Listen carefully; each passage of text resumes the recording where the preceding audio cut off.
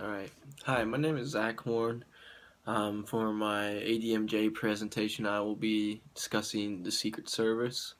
During this presentation, I'd just like to go over the different divisions of the Secret Service, the certain training and requirements you have to be to join the Secret Service, and to begin, I'd like to start with some brief history of the Secret Service. So I'm currently just reading off my slides that I made for the PowerPoint for the class that I was going to give, but unfortunately we did not have time, so I didn't get to give it. But to begin, just so you can get a general idea of what the Secret Service is about, if it's directly from their website, it's just their kind of mission statement.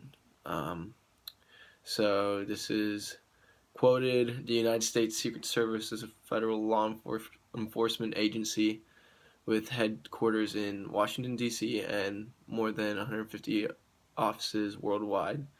Established in 1865 solely to suppress the counterfeiting of U.S. currency, today the Secret Service is mandated by Congress to carry out the integrated mission of protection and investigations. So obviously now the Secret Service does a lot more than what they did in the past. They really evolved over time, as I will discuss sooner. But now I want to jump into, just the history and how the Secret Service got started. So the Secret Service was actually formed on July 5th, 1865, and it was a part of the Department of Treasury. Kind of like an overview, they focused on hunting down currency fraud, people making illegal bills in the U.S. and everything as such as like that. So in 1867, this is when the Secret Service actually got the actual assignment to detecting persons perpetrating frauds against the government. And then in 1877, Congress passed legislation prohibiting counterfeiting of any coin, gold, or silver bar. So obviously, people were kind of trying to jump around the laws, and they now, could get arrested for any type of counterfeiting, just not bills. So history continued again in 1894. Is when they informally began to do part-time protection of the president. The president at the time was President Cleveland. Then they kind of got the main job in 1901 when President McKinley got shot and assassinated. And so Congress requested that the Secret Service take over all protection of U.S. presidents. They still were not getting funded at all, so in 1906 they passed the Sundry Civil Expenses Act, which granted more funds to the Secret Service so they could, build those high-tech bulletproof limousines, or back in that time, still more protection and training and whatnot. Um, then jumping ahead a little bit, then the Secret Service started investigating for foreign espionage in the United States. So hunting down, foreign spies and whatnot like that. And this was under the guidance of President Wilson.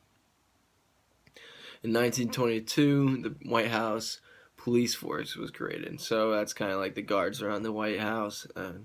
Everything is as such. In 1950, jumping ahead quite a few years, this was the next big main event.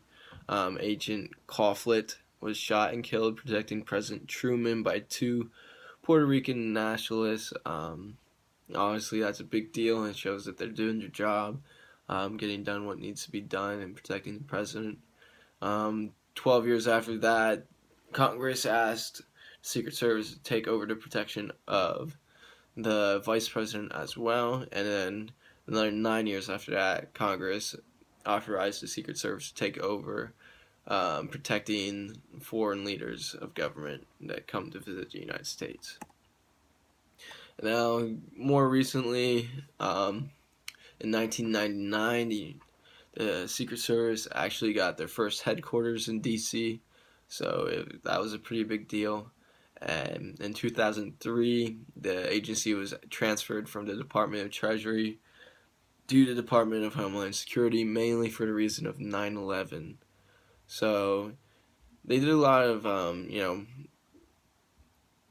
focusing on currency up and that, and then protecting the president as well. But now, since they are in the Department of Homeland Security, they're more going to investigate um, all types of different types of crimes, and but still focusing on fraud of currency and whatnot.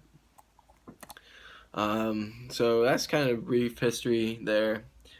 So the requirements to join, if you're interested, you have to have a bachelor's degree in law enforcement or some other hard field that they might need, and or you could have a master's degree in something or be a doctorate, because they could always use that, like doctors and dentists and everything as such. But if you're going to join with a bachelor's degree or master's, they would like a 3.0 GPA or higher. Obviously, if you're going to be in Secret Service, you need to be physically and mentally sharp. They're not going to hire any couch potatoes or you know um, people that aren't educated. They will review your resume, and having prior law enforcement or military experience helps a lot. Um, for that, then they'll have a physical fitness test, and that, from what I know, the physical fitness test is a lot like the APFT in the Army. So it'd be 2 minutes of push-ups, how many you can do, 2 minutes of sit-ups, how many you can do in a row, and then a 2 mile run that's timed. But I believe that it's only a mile and a half for some reason.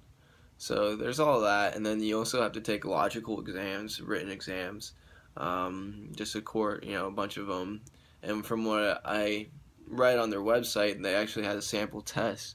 It went something like, you know, Susie has a cat, and all cats in Susie's neighborhood are black. So, what would be the answer? What color is Susie's cat? So it's more just like logical testing, not really intelligence testing, from what I understand. So I don't know why they need to do that, but I guess they're just testing you in some way. And lastly, you need to you need to get a complete background check.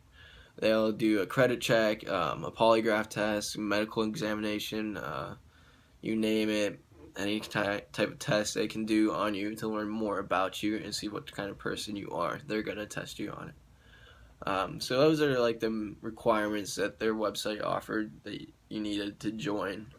But moving on to that, saying you did get you did get a job for Secret Service, you would then start training. And the first step in training is at the Federal Law Enforcement Training Center in Glencoe, Georgia. I didn't do much research on this, but from what I'm guessing, you're just going to learn the standards, and I guess it's a good school. I mean, if the Secret Service is using it, then why wouldn't it be? Then you will have 14 weeks of specialized training in D.C., ranging from police procedures to international treaties and protocol. And if you complete that and you're going to be a special agent, there is an 18-week special agent training course outside of DC, ranging from water survival skills to combating counterfeiting. So obviously they're going to train you very well, so you know the ins and outs of just being a regular police officer to being a special agent if you choose that field. Now, there's 4 different divisions within the Secret Service. First one, which is the most popular, says 3,200 employees currently, is the Special Agent Division.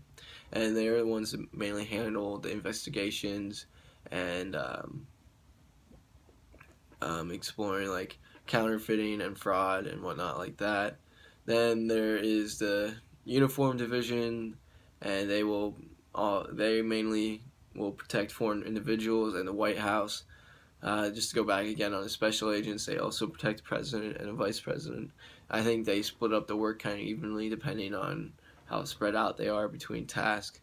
And next is the administrative, professional, and technical divisions. That's all clumped into one, so it could be called the APT. And the APT is made out of 2,000 individuals.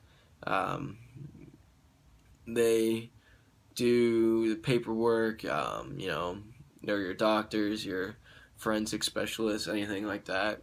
The way I like to think about it is I'm very military mindset, and the APT would kind of be like any supporting combat supporting branch to what the infantry is. So um, if you understand at all, it'd be the infantry is like every branch in the army is supported by supports the infantry in one way or another, so they can get their objectives done.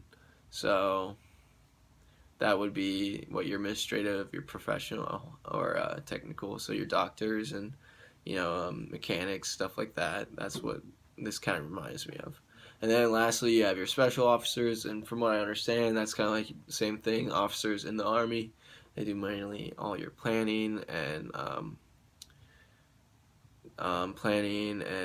just appointing leaders into the service or agency and just making sure everything's run smooth. So overall, they have about 6,000 employees. Um, Actually, excuse me, 6,500 employees.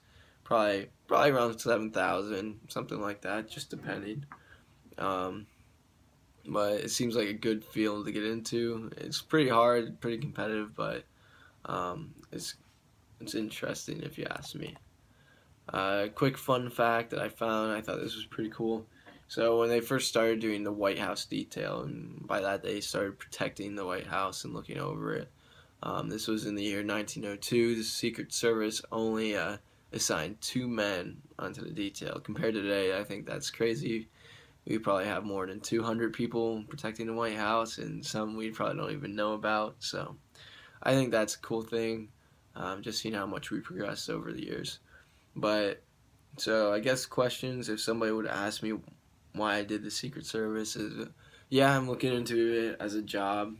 Right now I'm ROTC, and depending if um, I don't know if I want to branch infantry, and depending if I like it or not, um, after my 4 years, I'd like to maybe get out and do like a job stateside instead of being overseas and stuff like that.